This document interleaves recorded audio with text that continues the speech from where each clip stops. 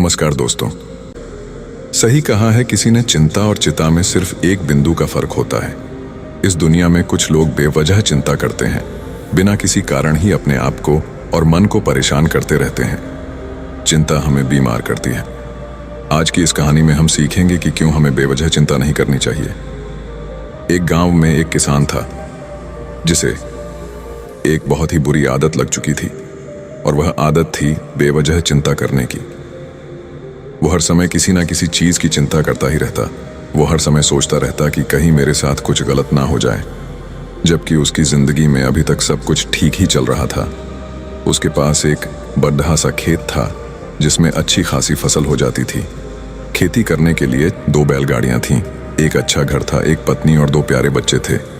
लेकिन फिर भी वो किसी न किसी अनहोनी के बारे में सोचकर बेवजह चिंता करता रहता। कभी सोचता कि अगर मेरी फसल में कीड़े लग गई तो क्या होगा, अगर आवारा पशुओं ने फसल को बर्बाद कर दिया तो क्या होगा, अगर सूखा पड़ गया या अत्यधिक बारिश हो गई तो मेरी फसल खराब हो जाएगी। ऐसे ही वो भविष्य की अन्य बातों के बारे में सोचकर बेवजह चिंता में डूब रहा था। जैसे कि कहीं खेती के समय मेरे बैल बीमार ना पड़ जाए, मेरे बच्चों का भविष्य कैसा होगा, कहीं बुढ़ापे में मुझे कोई बड़ी बीमारी ना हो जाए, मेरे बच्चे बुढ़ापे में मेरा ख्याल रखेंगे भी या नहीं, वगैरह वगैरह। अपनी इस लगातार बेमतलब चिंता करने की आदत की वजह से वो आसान और परेशानी नहीं लगता था, और अब उसका किसी भी काम में मन भी नहीं लगता था। उसकी पत्नी ने भी इस बात को अनुभव किया कि उसे बिना मतलब चिंता करने की आदत पड़ चुकी है। उसने उसे कई बार समझाने की कोशिश भी की, तुम बेवजह चिंता करना छोड़ दो, लेकिन उसके समझाने का कोई मतलब नहीं रहा। उसे पता चला कि नगर में एक महात्मा आए हैं जिनके पास सारी समस्याओं का हल है। फिर एक दिन वो उसे लेकर एक बौद्ध भिक्षु के आश्रम में पहुंची। बौद्ध भिक्षु बहुत ही बुद्धिमान और ज्ञानी व्यक्ति थे। किसान और उसकी पत्नी अपनी सारी समस्या बौद्ध भिक्षुओं के समक्ष रख दी। किसान ने कहा, महात्मा, मैं हर समय किसी न किसी बात की चिंता करता रहता हूँ। मैं ज्यादातर उन बुरी चीजों के बारे में सोचकर चिंतित होता रहता हूँ जो अभी तक मेरे साथ हुई भी नहीं। किसान की समस्या को पूरे ध्यान से सुनने के बाद बौद्ध भिक्षु ने कहा, ठीक है, तुम दोनों कल सुबह आना और फिर मैं तुम्हें तुम्हारी समस्या का समाधान बता दूंगा। अगली सुबह जब किसान और उसकी पत्नी बौद्ध भिक्षु के आश्रम में पहुंचते हैं तो देखते हैं कि बौद्ध भिक्षु बहुत ही चिंतित अवस्था में जमीन पर पालथी मारकर बैठे हुए हैं और उनके सामने एक दूध से भरा गिलास रखा हुआ है। बौद्ध भिक्षु बार बार उस दूध के गिलास की तरफ देख रहे हैं और फिर कभी अपना हाथ अपने सिर पर रखते तो कभी जमीन पर। वो बहुत ही चिंतित और बेचैन दिखाई पड़ रहे थे। ये देखकर किसान ने पूछा, महात्मा, आप इतने परेशान क्यों लग रहे हैं? आपके समक्ष दूध रखा है, आप इसे पी क्यों नहीं लेते? महात्मा बोले, मुझे चिंता हो रही है कि कहीं इस दूध को बिल्ली ना पी जाए, या फिर मैं कहीं जाऊं और तो क्या पता या दूध कहीं गिर जाए। मैं दूध को पीना तो चाहता हूं, लेकिन मेरा भी मन नहीं है। मैं तो यही सोच रहा हूं कि अगर ये दूध खराब हो गया या कोई गंदी चीज इस पे पच गया तो फिर क्या होगा। इतना सुनकर किसान जोर जोर से हंसने लगा। किसान ने हंसते हुए कहा, इसमें इतनी चिंता करने वाली कौन सी बात है? ये दूध ही तो है। अगर इसे बिल्ली ने गिरा दिया या ये खराब हो गया या फिर किसी ने इसे पी लिया तो क्या हो गया? ये आपको दोबारा मिल जाएगा, और वैसे भी आपका चिंता करना व्यर्थ है, क्योंकि ना तो अभी इसे बिल्ली ने गिराया है, ना ही खराब हुआ है, और ना ही अभी इसे किसी ने पिया है, और हो सकता है कि भविष्य में ऐसा हो भी ना।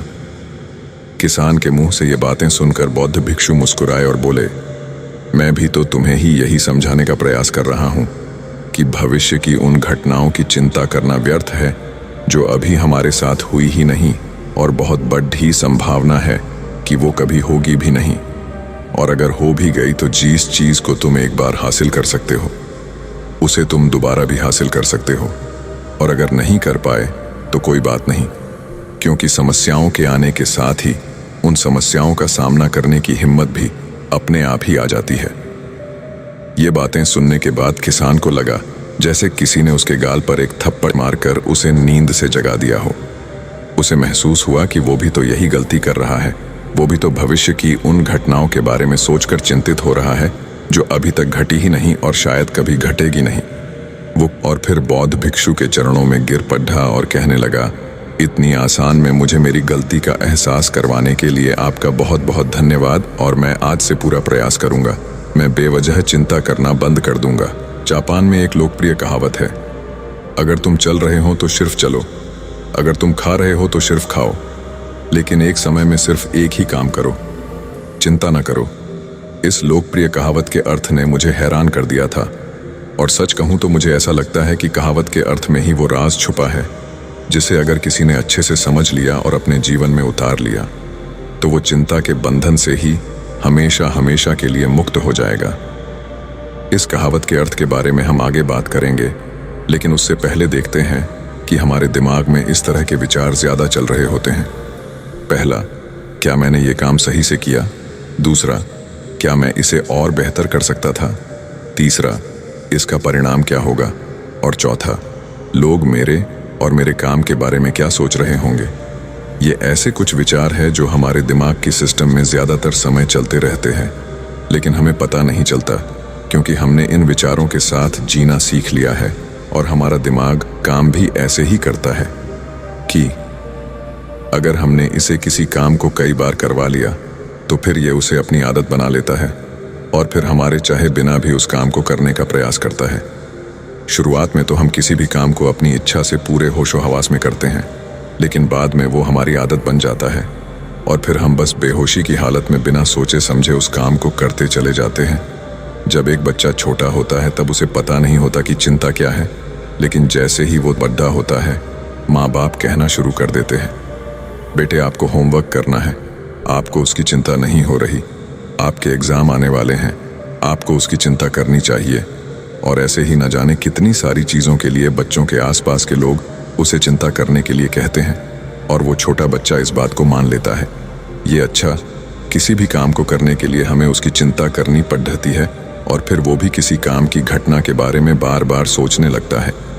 शुरुआत में तो वो ये काम जानबूझकर करता है, लेकिन धीरे धीरे उसका मन इसे अपनी आदत बना लेता है और फिर ना चाहते हुए भी उसका मन एक ही विचार के बारे में बार बार सोचता रहता है और फिर वो अपनी पूरी जिंदगी चिंता के इस जाल में फंस कर रह जाता है। लेकिन अब प्रश्न ये उठता है कि इसका समाधान क्या है?